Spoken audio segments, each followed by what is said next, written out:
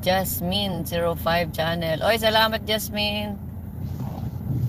So, pumasok si Jasmine, oh. Bagong ano lang po ito, member ng KRRS. Paki-subscribe po guys sa 171 na live viewers po natin ngayon. Kung hindi pa po kayo nakasubscribe kay Jasmine05, paki-subscribe po guys. Legit member po yan ng Kalingap Prab Reactors and sponsor. Ayan. Hello mga Kalingap, good morning sa ating lahat kung saan man tayo naroroon, kung saan bansa man tayo. Magandang araw sa ating lahat. Ngayon guys, bigyan natin ng reaksyon ang live ni Kalingap Prab tungkol sa pagbabakasyon ng EDC. Hindi na pala guys matuloy ang EDC sa Singapore, sa Hong Kong pala sila. Pero bago yan, magpatuloy tayo. Magpasalamat muna tayo sa ama ng Kalingap Bal Santos Matubang, atin na vlog, Kalingap Prab, Kalingap Ido, Kalingap Team, Kalingap Supporters, Charity Vloggers, KRRSG. Supportaran natin guys. It's me, it's Jasmine05 channel. Kung hindi ka pa nakasubscribe sa aking channel, please subscribe and don't forget to hit the notification bell para update ka sa aking mga video sa bawat upload ko. Ayan na guys, no? Bago tayo manood, bago tayo mag-reaction, manood muna tayo ng video para alam natin kung ano talaga ang totoo. Tara, let's go. Let's go. 1, 2, 3, go.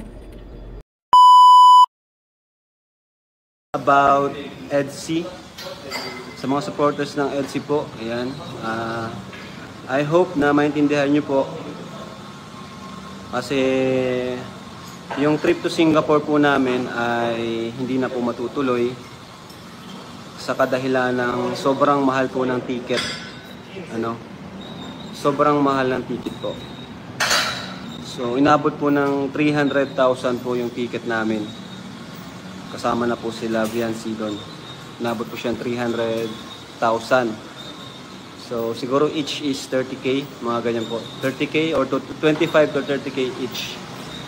So ngayon, para naman po hindi kayo, para naman di yung naka-ready for EDC, yung binigay sa akin ni Kuya Starax. So Starax, di ba nagbigay ka sa akin para sa EDC, no, yung 50k? Mula saan yun?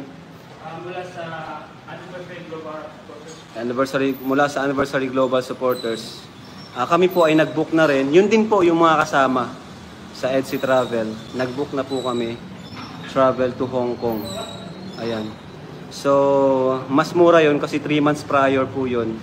So, nakabook na po kami. Kaya, napapansin nyo po dyan sa sa title book. Kasi nakabook na po ako. EDC lang po yung kasama.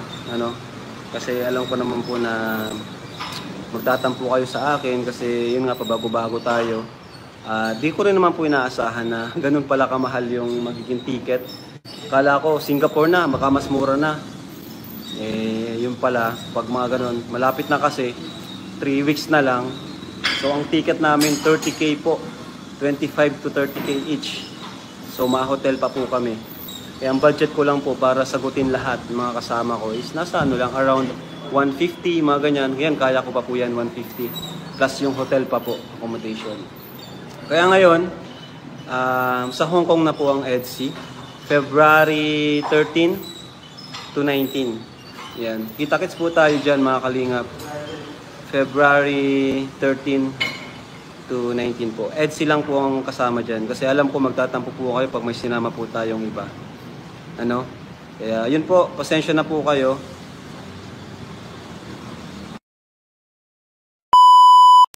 So, ayan mga Kalingap, napanood natin ang video kung saan talaga pupunta ang EDC, no? Sa Hong Kong na sila guys kasi dapat sa Singapore kasi sabi ni Kalingap Prab, mahal daw ang ticket. Mahal talaga, lalo ngayon December, ang mahal talaga ang ticket kahit saan. Dapat magpabook ka 2 buwan o 3 buwan pa bago mag-travel bago magpa-book ng ticket para mas medyo mura. Kapag agad-agad, mahal talaga guys, at lalong December. Kaya mga solid supporters sa Singapore, pasensya na, kaya iba ang pupuntahan nila. Marami pa naman time na makapunta sila dyan, no? Hindi lang naman sa Singapore nagkakataon lang siguro talagang mahal ang ticket, kaya sa Hong Kong sila pupunta. Ang mga solid supporters ng Singapore, sana wag tayong magtampo, no? Pagkakataon na sana natin na makita ang EDSA, pero nagbago pa, sa Hong Kong sila. Kaya intindihin lang natin, magiging masaya tayo at good vibes. Siguro maging masaya din tayo dahil tayo sa Hong Kong sila, no? Kasi makikita din natin sila. Kaya good vibes lang tayo, huwag tayong magtampo. Kaya siguro hindi talaga sila para dyan sa Singapore. Ay, ano lang natin guys, no? Marami na tayong umaasa, pero okay lang yan. Okay lang yan dahil yun nga sabi ni Kuya Karinga, parang hindi niya kaya. Amakan mo 300,000 na yung ticket nila, paano pang hotel, pagkain pa nila, mas lalong kawawa si Kalinga Prab. Hindi na lang natin guys, ang importante nakapunta sa Hong Kong ang EDSA at mas-celebrate nila ang first anniversary ng EDSA, no? Mas masaya yon, support tayo sa lahat.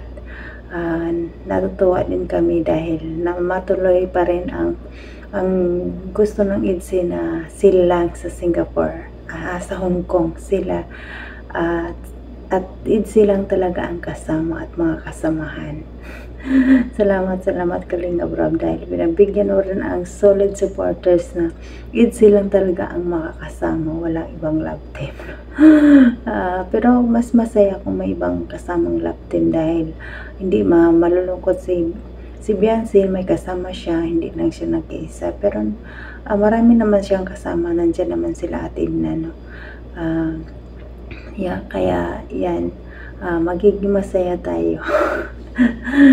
Sa Hong Kong, ang Singapore, confirm na nag-book na sila ng ticket. Ayan, hanggang dito na lang guys. At bago tayo magpatuloy, pasalamatan ulit natin ang ama ng Kalingap, Val Santos Matubang, Ate Edna Vlog, Kalinga Prab, Kalingap Edo. Suportaran natin sila. At ako, it's me. Don't forget guys, Jasmine Sarod 5 channel. Hanggang dito na lang ang aking reaction, and don't forget sa mga grupo namin sa KRRSG, supportaran natin sila. Don't skip ads guys, para malaking tulong ito sa kanila, sa kanilang ginagawa araw-araw, no? Hanggang dito na lang guys, bye bye.